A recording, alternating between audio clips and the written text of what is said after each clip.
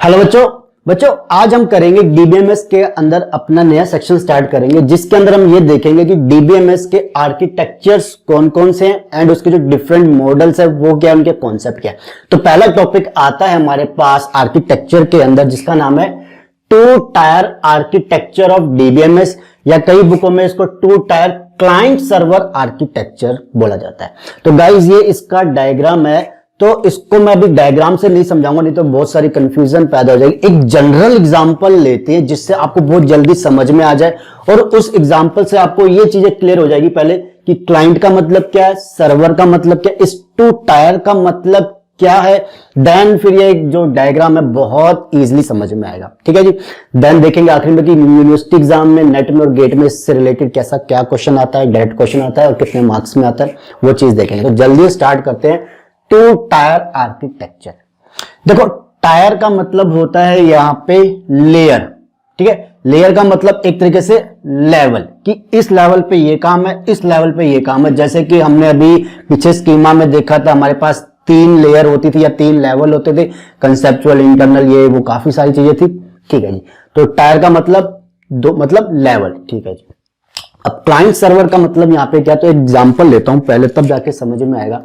मान लो कोई IT company है, ओके, कोई ऑर्गेनाइजेशन आईटी की software company like Infosys, Wipro, आप कोई भी ले लो। ओके, आप समझना, डायग्राम को समझ गए तो गाइस पूरी चीज आप क्लाइंट सर्वर के अंदर बड़े आसानी से समझ जाओगे।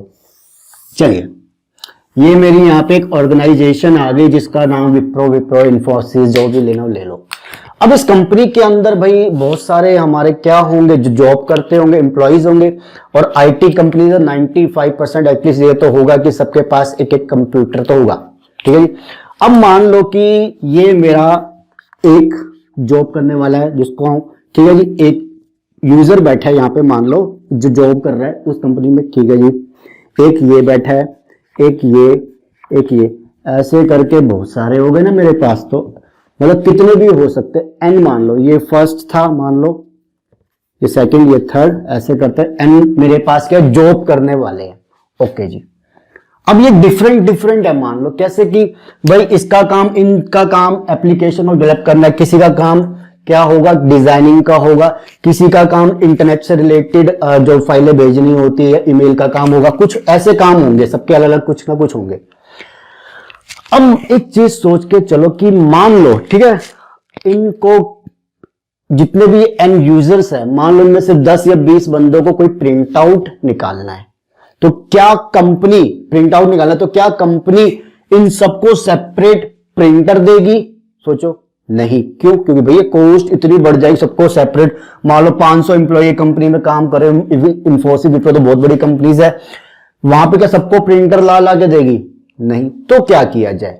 तो कंपनी ने क्या किया, एक कंप्यूटर बनाया। देखो एक कंप्यूटर है उनके पास, ये ओके जी, ये है कंप्यूटर। इससे उन्होंने क्या किया, अटैच कर दिया क्या, प्रिंटर। ठीक। अब ये सारे लोग क्या करेंगे, इस प्रिंटर पे कमांड देंगे कि इनको प्रिंट आउट चाहिए। बट कैसे? ये तो ऐसे पड़े एक तरफ, ये कंप्यूटर जिसके साथ प्रिंटर अटैच कर दिया और हमने ये बोल दिया कि भैया जिसको भी प्रिंट आउट की कमांड देनी दे दो, वो प्रिंटर यहां पे रखा, यहां से निकलेगा। बट ऐसे कैसे भाई? वो होगा हमारे पास नेटवर्क के थ्रू। एक हमारे पास नेटवर्क की लाइन है, ये वायर्स कुछ भी हो सकता है। देखो ये device, network, wire line, LAN वैन कुछ भी हो सकता है हमारे पास, इसको अभी हम नहीं डिस्कस कर रहे। तो ये क्या करेंगे, ये सारे कंप्यूटर पहले इससे अटैच है। ठीक है जी, ये सारे हमने अटैच कर दिया ऐसे, ये सारे कंप्यूटर अटैच है। ये नेटवर्क किससे अटैच है? इस कंप्यूटर से। क्लियर हो गया? ध्यान से रखना कि आगे जाके बहुत बड़े कंसेप्टों में आता है। अब ये नेटवर्क किससे कनेक्ट कर रखा हमने? इससे। अब क्या होगा कि भाई मान लो इसने प्रिंटर की कमांड दे दी, पहले वाले ने प्रिंटर की कमांड दे दी, इस लाइन के थ्रू कहां पे जाएगा, इसके पास। और ये कहेगा कि भाई एक कमांड आई है प्रिंटर की, प्रिंट करने की, किससे? फर्स्ट यूजर से, यानी फर्स्ट एम्प्लॉय से। तो प्रिंट आउट निकाल के आ जाएगा, लेके आना पड़ेगा। ठीक है जी। ऐसे मान लो तीसरे ने कमांड दे दी प्रिंट आउट निकालना, तो उसके पास जाएगी रिक्वेस्ट कि भाई प्रिंट आउट निकालना, यहां पे जाएंगे, प्रिंट आउट निकल जाएगा। तो इससे क्या हुआ, हर एक बंदे के पास जाके प्रिंटर लगाने की जरूरत नहीं पड़ी, कॉस्ट बहुत कम होगी। एक जगह मैंने प्रिंटर लगा दिया और उनको क्या किया, सब मेरे इस कंप्यूटर को कनेक्ट करके कि इसको नेटवर्क के थ्रू मैंने कनेक्ट कर दिया। नेटवर्क लिख देता हूं यहां पे ताकि आपको ये, ठीक है, नेटवर्क के थ्रू मैंने कनेक्ट कर दिया और क्या होगा, यहां पे कमांड आ जाएगी तो यहां से प्रिंट आउट निकल जाएगा। तो बहुत सारे प्रिंटर की हमारी क्या होगी, जरूरत खत्म होगी, एक से ही काम चला दिया। अब इनमें कौन कौन क्या क्या चीज है उसको समझते हैं।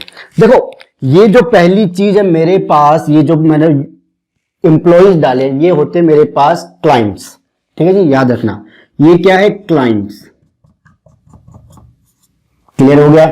ये नेटवर्क है, ये मेरे पास वायर से जिससे मैं ज्वाइन कर दिया नेटवर्क पे।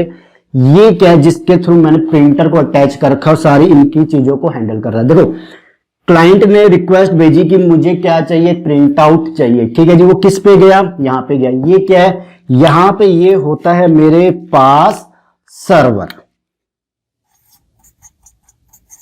इसे हम सर्वर कहते हैं। इस कंप्यूटर को हमने सर्वर बनाया है और इसको हमने कैसा बनाया, प्रिंटर की कमांड्स हैंडल करने का सर्वर बनाया है। जिससे क्या होगा, ये कमांड रिक्वेस्ट यहां पे आई, नेटवर्क के थ्रू यहां पे आई, यहां पे देखा कि भाई इसको प्रिंट आउट चाहिए, यहां से प्रिंट आउट निकाला और यहां पे प्रिंटर पे, भाई यहां पे मेरे पास प्रिंटर पे क्या आ गया, प्रिंट आउट निकल के आ गया। ठीक है जी, तो ये है क्लाइंट्स, ये है सर्वर। ये मेरे पास एक टायर है, ये एक लेवल है, क्या पे जिस लेवल पे क्या क्लाइंट्स है, एक टायर क्या मेरे पास सर्वर का, जिसपे क्या मेरे पास सर्वर। सर्वर क्या है, देखो क्लाइंट क्या भेजता है, रिक्वेस्ट भेजता है कि मुझे ये काम है, सर्वर उस रिक्वेस्ट को देखता है और उसको से रिलेटेड रिस्पॉन्स देता है। ठीक हो गया कि भाई हाँ तुमने ये रिक्वेस्ट भेजी, ये मेरा तुम्हारा ये रिस्पॉन्स आ गया है।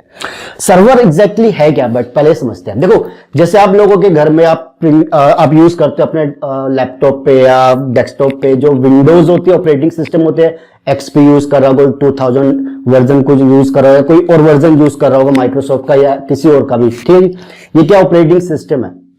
ऐसे ही हमारे पास जो सिंपल यूजर के लिए थे, ऐसे ही हमारे पास एंटरप्राइजेज में, कंपनीज में, ऑर्गेनाइजेशन के एडिशंस होते हैं जो अलग से सर्वर ऑपरेटिंग सिस्टम होते हैं। माइक्रोसॉफ्ट वाले अलग से, और भी कंपनी सर्वर ऑपरेटिंग सिस्टम बनाती है। विंडोज 2000 के सर्वर होगा, विंडो 2004, 6 सर्वर होते, 8 ऐसे और भी बहुत सारे हैं। वो ये क्या है, बेसिकली एक कंप्यूटर के अंदर वो ऑपरेटिंग सिस्टम डाल दिया सर्वर वाला, जिस ऑपरेटिंग सिस्टम के अंदर फीचर्स दे रखे कि आप इसको एक प्रिंटर का सर्वर बना सकते हो या किसी डेटा का सर्वर बना सकते हो, इंटरनेट का सर्वर बना सकते हो, कोई और भी सर्वर बना सकते हो। ठीक है जी, तो ये फीचर्स इसके अंदर होंगे। तो हमने इसको प्रिंटर वाला सर्वर बना दिया, प्रिंटर ज्वाइन कर दिया, उससे रिलेटेड उसकी कॉन्फ़िगरेशन कर दी कि हाँ भाई ये सिस्टम अटैच है और इनकी रिक्वेस्ट हैंडल करनी है, उनको प्रिंट आउट निकाल के देना है। तो कॉस्ट कम हो गई, एक प्रिंटर यूज हो गई और एक सर्वर यूज हो गई। तो क्लाइंट रिक्वेस्ट भेजता है, सर्वर उसकी रिक्वेस्ट को हैंडल करता है, उससे रिलेटेड उसका जो आउटपुट है उसको रिस्पॉन्स बना के देता है। ये कॉन्सेप्ट होता है 2 टायर के अंदर, पहला टायर, सेकेंड टायर। ठीक है, ये होता है 2 टायर, क्लाइंट सर्वर। सारे देखो नाम आ गए, client server, client server, 2 tyre, मतलब पहला टायर पहला लेवल, दूसरा लेवल। ठीक है जी, सारे आगे ये आर्किटेक्चर हो गया। अब समझते हैं इसको, देखो ये हो कैसे है। क्लाइंट टायर पे यानी क्लाइंट लेवल पे जहां पे बहुत सारे क्लाइंट्स है हमारे पास, वहां पे GUI है। तो ये कंप्यूटर मान लो इसके अंदर बहुत सारे क्लाइंट्स बैठे हैं, प्लस ठीक है जी यूजर बैठे हैं, जिसके पास अपने ही कंप्यूटर के अंदर क्या होगा, GUI ग्राफिकल यूजर इंटरफेस, अपनी एक एप्लीकेशन होगी जिसके थ्रू वो रिक्वेस्ट भेजेगा। कंट्रोल P दबाया, कमांड गई, प्रिंटर की प्रिंट आउट निकालना है जी। ठीक है जी, ग्राफिकल यूजर इंटरफेस खुल जाता है पूरा कि प्रिंटर का, जिसके अंदर क्या लिखा होता है कि भी कितने नंबर ऑफ पेजेस निकालने, कौन कौन से पेजेस निकालने, ब्लैक निकालना, कलर निकालना, एक शीट पे 2 निकालने, आगे पीछे निकालने, जो सारी फीचर्स के अंदर प्रोवाइड होते हैं। ठीक है जी, खुल गया ग्राफिकल यूजर इंटरफेस। देन वो क्या बन के गया, क्लाइंट की रिक्वेस्ट बन के गया। देखो यहां से क्लाइंट की रिक्वेस्ट बन के गया, कहां पे गया, सर्वर टायर पे, सर्वर लेवल पे। ओके जी, ये सर्वर लेवल है जहां पे क्या चीज है, सर्वर के अंदर बिजनेस लॉजिक डेटाबेस। अब यहां पे क्या, देखो यहां पे मैंने प्रिंटर का बनाया था, बट हम बात कर रहे हैं DBMS की, तो अब DBMS का बनेगा। तो यहां पे क्या होगा, business logic database. Business logic में हम क्या करेंगे, जो रिक्वेस्ट इसने भेजी है वो चेक होएगी पहले कि भाई तुम जो चीज की डिमांड कर रहे हो वो चीज एग्जिस्ट करती भी है नहीं करती है। यहां पे बिजनेस लॉजिक में चेक हो गई। देन क्या करेंगे, हम डेटाबेस में एंटर कर जाएंगे कि भाई डेटाबेस के अंदर हाँ वो चीज एग्जिस्ट करती है जो मांगी जा रही है। देन वो क्या करेगी, एक रिस्पॉन्स बनाएगी, एक आउटपुट बनाएगी। वो किसको भेजेगी, सर्वर एक आउटपुट बनाता है, किसको भेजता है, क्लाइंट को। तो यहाँ पे क्या हुआ, ग्राफिकल यूजर इंटरफेस यूज करके क्लाइंट ने अपने लेवल पे एक रिक्वेस्ट जनरेट की कि मुझे ये काम है, डेटाबेस के अंदर से मुझे ये चीज चाहिए, ये एसेस चाहिए, ये चीज करनी है। बिजनेस लॉजिक में वो चेक होते हैं कि हाँ भाई इसको एसेस देना है नहीं देना, या जो ये रिक्वेस्ट कर रहा है वो सही है या नहीं, काफी चीज चेक होती है। उसके बाद वो डेटाबेस के अंदर एंटर करेगी, वहां से चीज निकाल के उसका रिस्पॉन्स यानी कि आउटपुट बनाएगी, सर्वर बना लिया, देन वो किसको सेंड कर दिया, क्लाइंट को सेंड कर दिया। तो ये होता है 2 टायर आर्किटेक्चर ऑफ डीबीएमएस। इसका फायदा क्या हुआ, सबसे बड़ा फायदा यही होता है देखो कि मुझे अभी मैं डीबीएमएस की बात कर रहा हूं, क्लाइंट सर्वर आर्किटेक्चर का सबसे बड़ा फायदा करता है मुझे बहुत सारे मतलब क्या रिसोर्सेस लगाने की जरूरत नहीं कि प्रिंटर लगा दे, ये लगाओ हर कंप्यूटर पे, नहीं भाई नहीं। बैंकों में देखा होगा क्या, हर डेस्कटॉप पे जहाँ पे जाते हो आप वहां पे प्रिंटर लगाता नहीं, एक किसी लेवल पे एक पे लगा होता है, किसी 5-6 कंप्यूटर मिला के एक प्रिंटर लगा रखा होता है। तो वो क्या हो गया कि रिसोर्सेस कम कर दिए, कॉस्ट कम कर दी, फायदा ज्यादा कर दिया। ठीक है जी, तो ये फायदा होता है क्लाइंट सर्वर आर्किटेक्चर का। ठीक है, तो ये था आपके पास 2 टायर आर्किटेक्चर। यूनिवर्सिटी एग्जाम में बता दूं कितने मार्क्स में आता है, 6 से 8 नंबर में आता है, इंपॉर्टेंट है। हालांकि अभी मैं आगे बताऊंगा, क्योंकि देखो जैसे 2 टायर है ऐसे 1 टायर भी होता है, ऐसे 3 टायर भी होता है। तो 2 टायर और 3 टायर हमारे कोर्स में या सिलेबस में उसे करेंगे, इसके बाद 3 टायर आएगा, वो करेंगे कि उसका क्या फायदा था। तो यूनिवर्सिटी एग्जाम में 4 से 6 से 8 नंबर में आता है, बट इससे इंपॉर्टेंट क्या है, 3 टायर आर्किटेक्चर वो आएगा ज्यादा, 2 टायर थोड़ा कम आता है।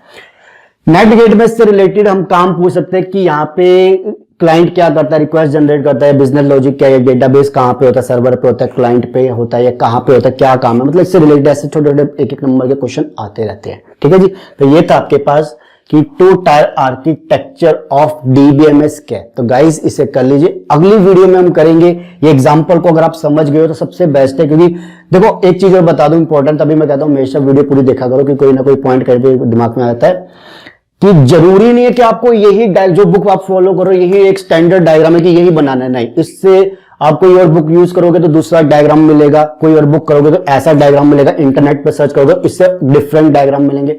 तो सारे डायग्राम सेम है। मेन कॉन्सेप्ट क्या है कि एक लेवल पे क्लाइंट होगा, एक लेवल पे सर्वर होगा, और एक रिक्वेस्ट सेंड कर रहा है, सर्वर रिस्पॉन्स सेंड कर रहा है। ये चीज मेन है, वो आपको जैसे मर्जी बना लो, बट हाँ कॉन्सेप्ट समझ में आना चाहिए कि हाँ ये चीज है क्या एग्जैक्टली, तभी आप जाके आगे काम करोगे। कई जगह पे मैं बता दूं ग्राफिकल यूजर इंटरफेस की जगह एप्लीकेशन लिखी होगी, सब सही है कि मतलब एक सॉफ्टवेयर यूज करके भी तो वो कमांड सेंड करेगा, बिना सॉफ्टवेयर के तो हमारा ऑपरेटिंग सिस्टम या कंप्यूटर काम ही नहीं करेगा भैया। तो उसको यूज करके वो अपनी रिक्वेस्ट सेंड करता है, वहां से रिस्पॉन्स आता है। ठीक है जी, तो ये था guys 2 tyre architecture of DBMS. जल्दी करेंगे अगली वीडियो के अंदर 3 टायर आर्किटेक्चर ऑफ डीबीएमएस, जहां पे यही कॉन्सेप्ट को और थोड़ा सा समझेंगे कि 2 टायर में और क्या कमी रह गई थी कि जो हमने 3 टायर में पूरी करी। अभी नहीं बताऊंगा, 3 टायर में बताऊंगा कि कमी क्या रह गई थी 2 टायर में, या क्या फायदा था 3 टायर को यूज करने का। ठीक है, ताकि 2 टायर के डिसएडवांटेजेस समझ सके। तो गाइस कर लीजिए, वीडियो अच्छी लगे तो लाइक एंड शेयर कर लीजिए, चैनल सब्सक्राइब कर लीजिए हो सके तो गाइस। ठीक है, थैंक यू।